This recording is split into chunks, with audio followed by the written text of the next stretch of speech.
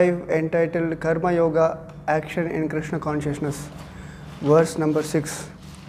Sanyasastu mahabaho dhukkam aptum ayogataha yoga yukto munir brahma na chirena digacchati. Translation and purport by His Divine Grace A.C. Bhaktivedanta Swami Srila Prabhupada. Translation: merely renouncing all activities yet not engaging in the devotional service of the Lord cannot make one happy. But a thoughtful person engaged in devotional service can achieve the supreme without delay. Purport: there are two classes of sannyasis or persons in the renounced order of life. The Mayavadi sannyasis are engaged in the study of Sankhya philosophy, whereas the Vaishnava sannyasis are engaged in the study of Bhagavatam philosophy, which affords the proper commentary on the Vedanta Sutras.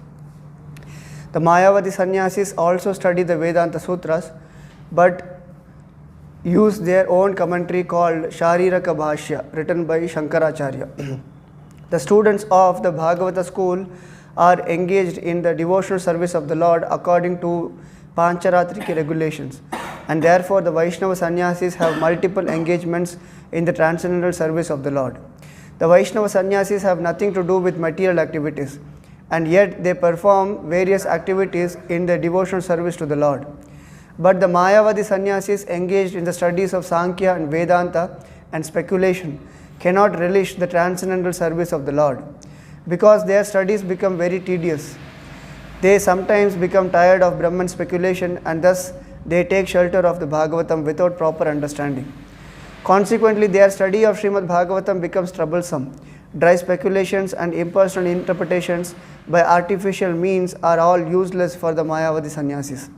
The Vaishnava sannyasis who are engaged in devotional service are happy in the discharge of their transcendental duties, and they have the guarantee of unlimited ultimate entrance into the kingdom of God. The Mayavadi sannyasis sometimes fall down from the path of self-realization and again enter into material activities of philanthropic and altruistic activities, which are nothing but material engagements. Therefore, the conclusion is that those who are engaged in Krishna conscious activities are better situated than the sannyasis engaged in the simple speculation about what is Brahman and what is not Brahman, although they too come to Krishna consciousness after many births. Om Ajnanatimirandasya Jnananjana Shalakaya Chakshurunmilitam Yena Tasmai Shri Gurave Namaha. Nama Om Vishnupadaya Krishna Preshtaya Bhutale Srimate Bhaktivedanta Swaminati Namine. Namaste Saraswate Deve Gauravani Pracharine Nirvishesha Shunyavadi Paschat Deshatarine. Jai Shri Krishna Chaitanya Prabhu Nityananda Shri Advaita Gadadhara Shri Vasadi Gaur Bhakta Vrinda. Hare Krishna Krishna Krishna Hare Hare Hare Rama Rama Rama Hare Hare. Sanyasastu mahabaho dukkam aptum ayogataha yoga yukto munir brahma na chirena digacchati. Translation: merely renouncing all activities yet not engaging in the devotional service of the Lord cannot make one happy. But a thoughtful person engaged in devotional service can achieve the supreme without delay. Hare Krishna. So here in the purport, Prabhupada explaining that there are two classes of sannyasis or person in the renounced order of life. The Mayavadi sannyasis and the Vaishnava sannyasis. There are two sannyasis are there. So the Mayavadi sannyasis, first we will try to understand what is the difference. Mayavadi sannyasis, they don't accept the form of the Lord. They say that the Brahma Jyoti, Brahman, the Brahman is supreme, the light is supreme, and the Brahman has taken a material form and descended in this universe to do these activities and all these things. So they consider the Brahman, the light, is supreme. And the Vaishnava sannyasis, they engage in the devotional service of the Lord. They chant the glories of the Lord. They accept the form of the Lord, and ultimately they engage in the devotional service of the Lord. So it is like that. So as we said, they say that the light is supreme, the supreme Brahman, that is supreme, they say. But there should be a source, like now we have light here, but there should be a source for this light. So just like that, light cannot come. There should be a source. So it is said Krishna is there in Goloka, in his original abode, and from Goloka Dhama, from Krishna's transcendental body, light is emanating, and that light is this Brahma Jyoti. Even in the Ishopanishad there is one verse that Hiranyamayena patrena satyasahi pitam mukham Tattvam Pushan Apavrano Satya Dharmaya Drishtaye. So there is a light emanating from your transcendental body. Because of that effulgent light, we are not able to see your face. So kindly remove this effulgent so that we can see your face. So there is a prayer in the Ishopanishad. So this is a Shruti mantra. So this shows that the Supreme Lord Krishna is supreme, and from him the light is emanating. So here we can conclude that the supreme, the light Brahma Jyoti, it is not supreme. It is emanating from the transcendental body of the Lord, and the Supreme Lord is Krishna. He is supreme absolute truth. So even in Bhagavad Gita 14th chapter, at the end, Krishna is saying that Brahmano hi pratishtaham. So I am the basis of Brahman. So it is very clear statement. He is saying that I am the basis of Brahman. So Brahman is emanating from me. The Brahma Jyoti is emanating from me. So it's like that. So Mayavadi sannyasis, they consider that the light, the Brahma Jyoti is supreme, and they want to merge in that Brahma Jyoti. So but Vaishnava sannyasis, they accept the Supreme Lord Krishna as a supreme absolute truth, and they chant glories, they worship the Supreme Lord. That. So it is like indirectly they are saying that we merge in, means indirectly they are saying that we lose our individuality. So yesterday we were hearing a lecture by Prabhupada. So there he was saying that we are individuals, and Prabhupada was quoting that verse, Natveva ham jatu nasham natvam neme janatipa nachaiva na bhavishyama. Time when I did not exist, when you and all these kings, so you, me, and we are individuals, and in future also we will remain individual. So here Krishna is making a very clear statement that we never lose our individuality. But Mayavadi sannyasis, they want to lose their individuality and merge in the impersonal Brahma Jyoti, but which can never happen. It is like committing spiritual suicide. So when we try to understand what is actually suicide, like material suicide and spiritual suicide. Material suicide means you commit suicide and you leave this body. And spiritual suicide means how it is possible. Krishna is saying that we are always individual in the past, present and future. We can never become one with the Supreme Lord. So it is like a spiritual suicide, but which can never happen, which cannot happen. So that is what the Mayavadi sannyasis, they try to achieve, to merge in the Brahma Jyoti. So Prabhupada not at all liked this word, merge. So once they went to take bath somewhere and they were shaving. So after shave, where you will put the head, where you will put this hair? Some Prabhupada asked. So someone, that we'll just put in the, it will merge. Then Prabhupada was little disturbed. What? Merge. So Prabhupada very preached about this Mayavadi sannyasis. So that cannot happen. They cannot lose their individuality. So it is clear in many statements.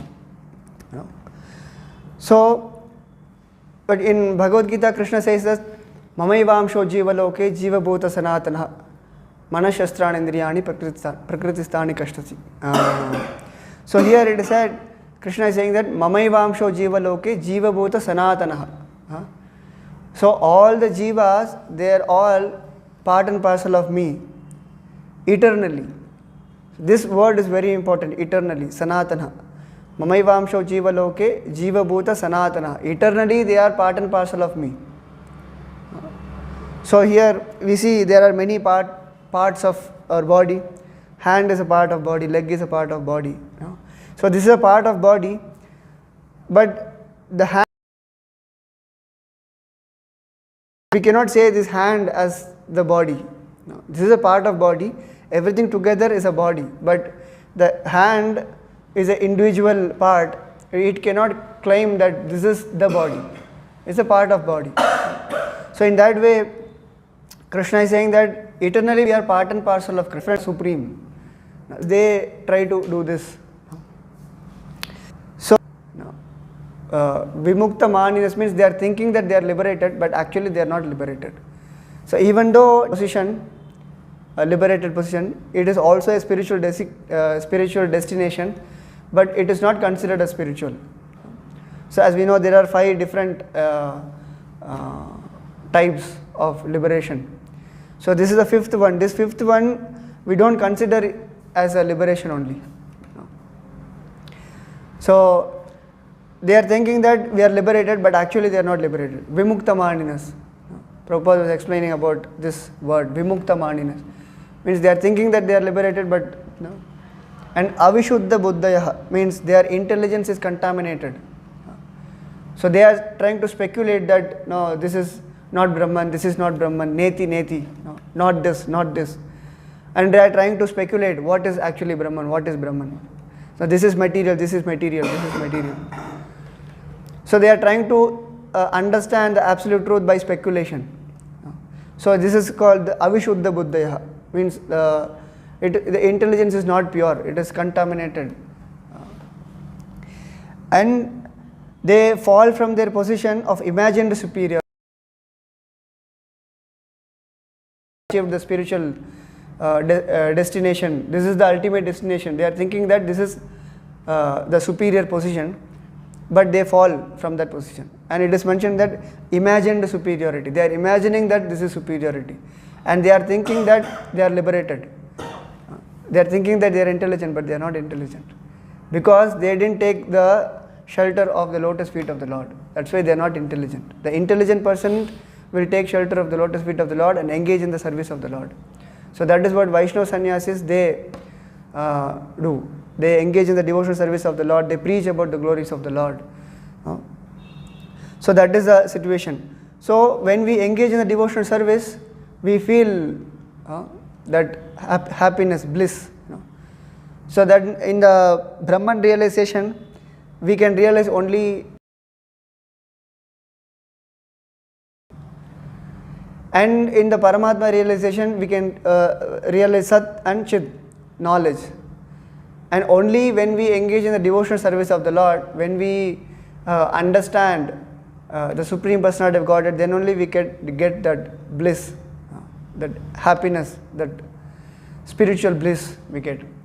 So in Bhagavad Gita it is mentioned, Raja Vidya Raja Guhyam Pavitram Idam Uttavam Pratyaksha Bhagavam Dharmam Susukam Kartum Avyayam. Sukam means happiness. Susukam means it is, Su is a qualifying that word. Susukam means it is very happy. It's a blissful experience. Susukam Kartum Avyayam. By engaging in devotional service, we feel happy. We feel bliss. And this is the confidential knowledge. This comes in the 9th chapter of Bhagavad Gita. 9th chapter is the most confidential knowledge. So Raja Vidya, Raja Guhyam. So this is the Raja Vidya, king of knowledge. Once someone understands this knowledge, then there is nothing more to learn. Even the 7th chapter, the 2nd verse, Krishna says that once, if you understand this, then there is nothing more to learn. This is the supreme knowledge, Krishna says. So Raja Vidya, this is the king of knowledge, and Raja Guhyam, it is confidential among confidentials. So you can say this is like an open book. You open the book, you read, and it is so confidential without a proper guidance, without the proper, without a proper guidance of a guru, without acharyas, we cannot understand this. But that's why there are so many misinterpretations, misguidance. Bhagavad Gita, they twist the meaning, and then there are so many misinterpretations.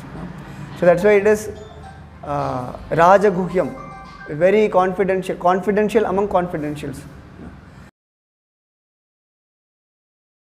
Purest knowledge.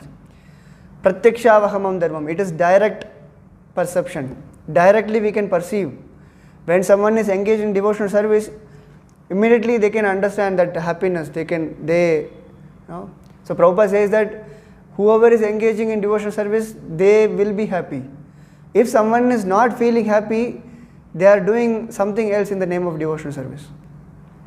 So if someone engages in devotional service, they have to feel happy. It is not a compulsion that they have to feel, but they will feel happiness. So otherwise they are doing something else in the name of devotional service. So that's the when we engage in devotional service, we feel happiness, we feel bliss. Susukam kartum avyayam. And also in Bhagavatam it is said, Evam prasanna manaso bhagavad bhakti yogataha bhagavad tattva vijnanam mukta sangasya jayate.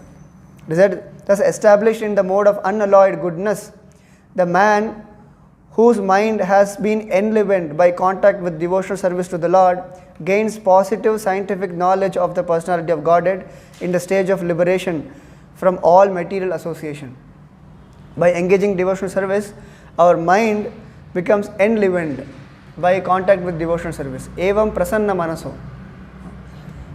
How? By engaging in devotional service. Bhagavad bhakti yogataha. By practicing Bhagavad bhakti, our mind becomes enlivened. Evam prasanna manaso. And Bhagavad tattva vijnanam mukta sangasya jayate. By gaining this positive scientific knowledge of the personality of Godhead, by understanding this knowledge, mukta sangasya jayate, we become liberated. We become liberated from this material association. Now everyone is not feeling happy, not feeling blissful because we are associated with the modes of material nature. So when we become liberated from these modes of material nature, then only we will feel happy.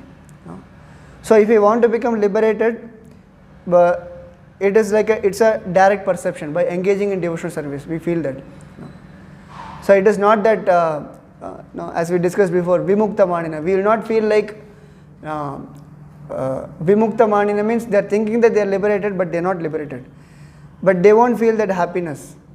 When we are really liberated from these material modes, we feel happy, bliss, because there is no one is disturbing us. Because now the modes are disturbing us. So someone is pushing there. So we really feel happy. But it is not that, but Mayavadi philosophers, they think that they are liberated, but they are not actually liberated.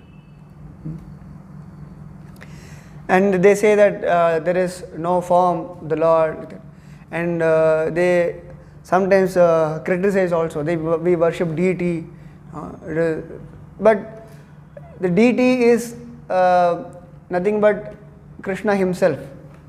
He descended in the form of deity because we cannot perceive, because now we are covered by this material body. Now with this material body, with this material eyes, we can perceive only material things. But Krishna is supremely spiritual. So but how we can perceive him? So mercifully he has descended in this deity form so that we can worship him, so that we can see him, so that we can do some seva for him. So it is out of mercy Krishna has descended in this Archa Vigraha form, in the deity form. So when we worship the deity, so when it is authorized by acharyas, then when we worship by the guidance of acharyas, by the guidance of guru, then we get the benefit. It is directly reaching Krishna by worshipping the deity. So this is what the proper understanding of this deity worship. So it is to accept our service, Krishna has descended. So ultimately all the yoga forms, we say this yoga ladder, karma yoga, jnana yoga, and then bhakti yoga is there. So this is like a yoga ladder. So ultimately whoever practicing, whether they are practicing karma yoga or jnana yoga or hatha yoga, raj yoga, there are so many yogas. But ultimately if someone comes to bhakti yoga, then only they can come to the supreme destination. So till that time they cannot achieve. This is the exit point. They have to come to bhakti yoga. So at the end of the purport, Prabhupada explains that they are simple speculation about what is Brahman and what is not Brahman. Although they too come to Krishna conscious after many births. Practicing bhakti yoga only they can come to that, so become Narayana. So they say that Danda Grahana Matra Nara Narayana Bhava. Danda Grahana means once you accept the Danda, Nara Narayana Bhava. Nara means human, Narayana Bhava. So you became Narayana. So this is not the, nobody can become Narayana. No. So that's why there is a distinction, Brahman, Parabrahman, Atma, Paramatma. No? Soul, super soul, supreme soul, we say. So there is a difference. So a soul can never become, the Atma can never become Paramatma. They consider, as soon as you get a sannyasi, then they consider them as Narayana. They address themselves as Narayana. No? So this is not the proper understanding. So this even Shankaracharya, he himself said in his commentary of Bhagavad Gita that Narayana para avyaktat. Narayana is para. Para means transcendental. Narayana is transcendental. So he himself said that Narayana is transcendental, but the followers, they won't accept. And also we say that by the mercy of Guru, by the mercy of Acharyas, we practice bhakti, we worship deities and all. So this is all by the mercy of Guru. So we say that Chakkudan dilo jai janme janme prabhu se. Janme janme prabhu se means life after life you are my master. Janme janme prabhu se. But this is the understanding of Vaishnava school. But the Mayavada school, it is not like this. Once they accept Danda, once they accept, means in their conception, when they became so-called Narayana, they reject their Guru. So that is not the proper Guru-disciple relationship. Guru-disciple relationship, it is not in this life. It is life after life. It is not that in this one life connection. One life connection is, in this life we have a father, mother, brother, friends, relatives, but that is all material relationship, only in this life. But Guru's disciple relationship, it is not like this. It is life after life. So that connection is eternal connection. It is not a material connection. So connection to this, there is one pastime in Ramanujacharya's means his pastimes. So his guru, their Goshti Purna. So Ramanujacharya wanted to accept Goshti Purna as a guru, and he asked for Diksha, and he visited many times. Around 18 times he visited, and he asked for Diksha, and he didn't accept. He didn't want to give that mantra. And he rejected many times, and he went back again. He came and he was begging, "No, please accept." And so finally he accepted. And after accepting, he said, "So this is the mantra. By chanting this mantra, so even though we are not pure, we'll become pure and we'll go back to Vaikuntha. So, but you should not reveal this mantra to anyone. Don't reveal this mantra to anyone. Whoever is not pure, they should not take this mantra. So he said, okay. Then he went back and he went to the top of the Shikhar and he called everyone. You please, everyone come. I have a very valuable thing to give you. He called everyone and he chanted the mantra loudly. Everyone can hear. You chant this mantra. No? So, Om Namo Narayanaya, he chanted.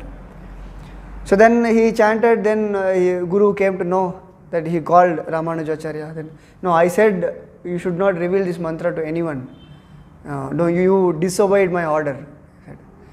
So then by revealing this to everyone, you will go to hell. The Goshti Purna, his Guru said. So then Ramanujacharya said, I may go to hell because I revealed this mantra to everyone who are not pure. But by chanting this mantra, they will go to Vaikuntha. I may go to hell, I don't care about that. But by chanting this mantra, they will go to Vaikuntha. And all these people, they are going back to Vaikuntha, but all the credit goes to you, he said to Goshti Purna. Because from you only it all came, so the credit will go to you. So Ramanujacharya, he gave the credit to his Guru and he didn't care about himself. I will go to hell, if I reveal this, I will go to hell. He didn't care about himself. So by chanting this mantra, even though they are not pure, they may go to Vaikuntha. So that is the mood of Vaishnava. So Vaishnava's mood is Paradukka Dukhi. So if someone is struggling, then he is thinking that no, he is struggling so hard, no, I will help him. So that is the mood, that is the quality of a Vaishnava. So even Prahlad Maharaj says, one verse, Naivodviche Paradurataya Vaitaranyas. Like that. So I don't care about myself. I don't want to come to Vaikuntha, but I am thinking about these fools and rascals. It is there in the translation itself. So that is the mood of a Vaishnava. So the Mayavada school, what they do, that is not the proper understanding of guru-disciple relationship. No, this is actually guru-disciple relationship. So we don't care about ourselves. We think about the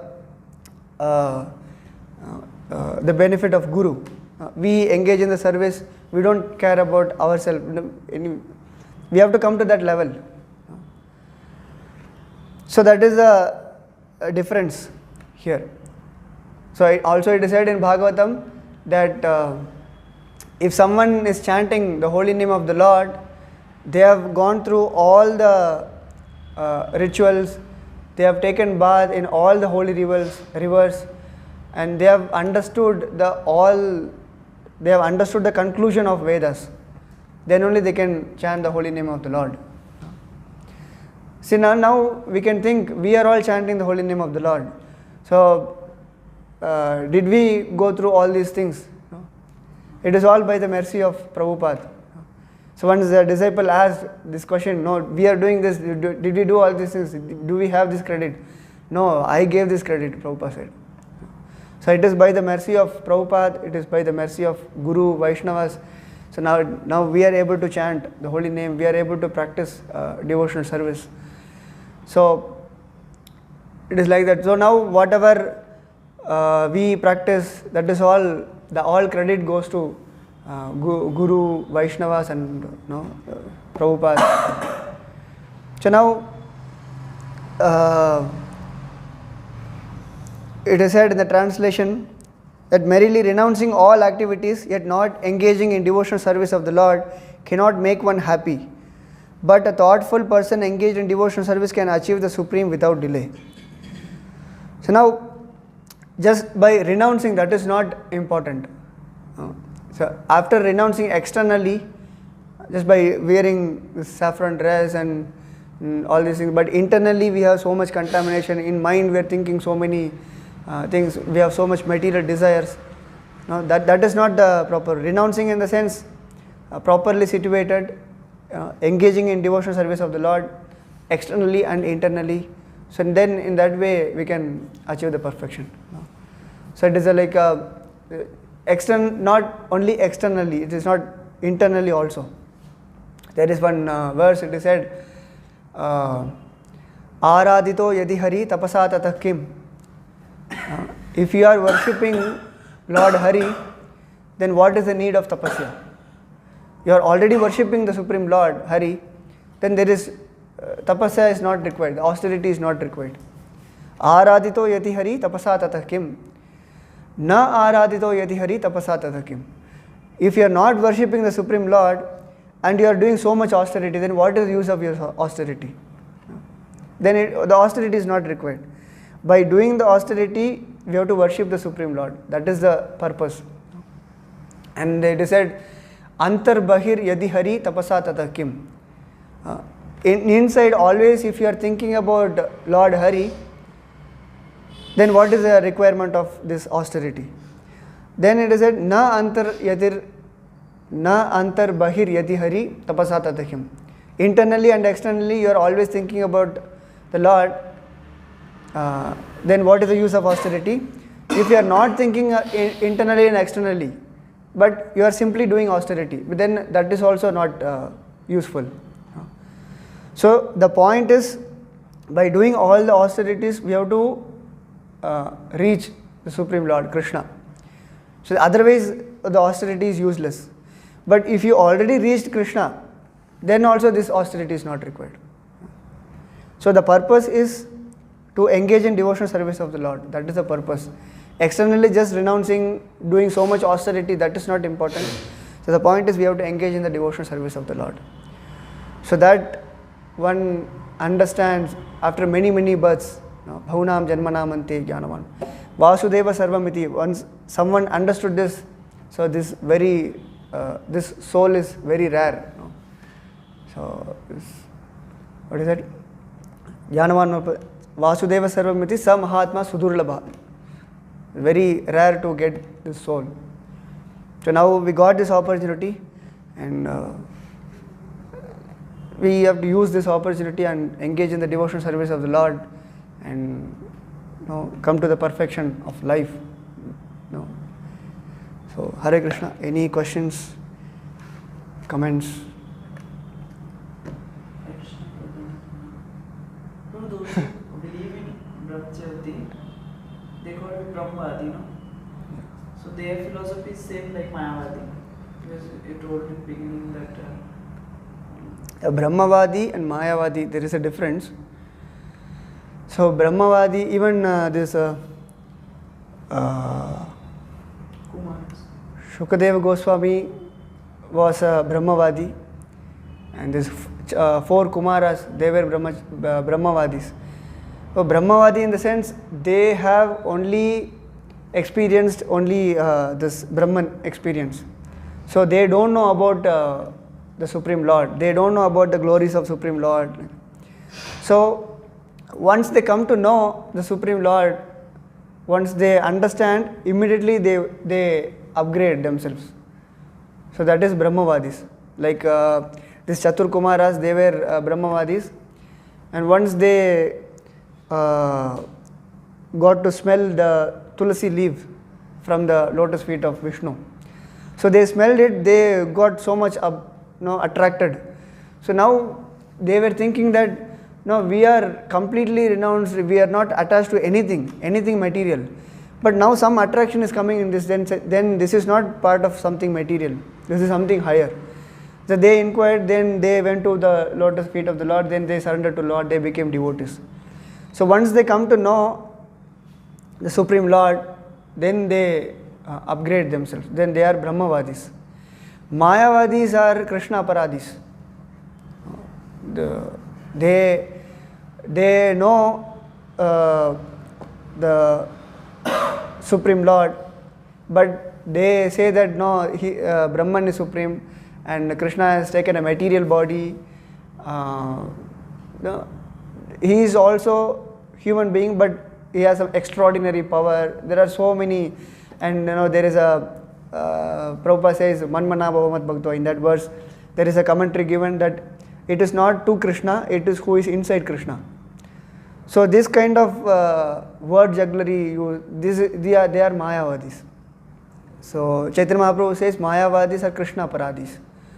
So they are Mayavadis, and Brahmavadis, they experience the Brahman realization, and once they come to know, then they become devotees. They can become devotees. They may become devotees. So it's a difference. Any other question? One more question. Prabhuji, those who merge in Brahmjyoti also Vaikuntha part, no? By? Brahmjyoti, that also the part of Vaikuntha, no? Brahmjyoti. It is not part of Vaikuntha. It is a effulgence from the body of the Supreme Lord, from the Goloka, and this is a spiritual sky. This is a Brahmajyoti is like a border. You cross this is material world and that is spiritual world.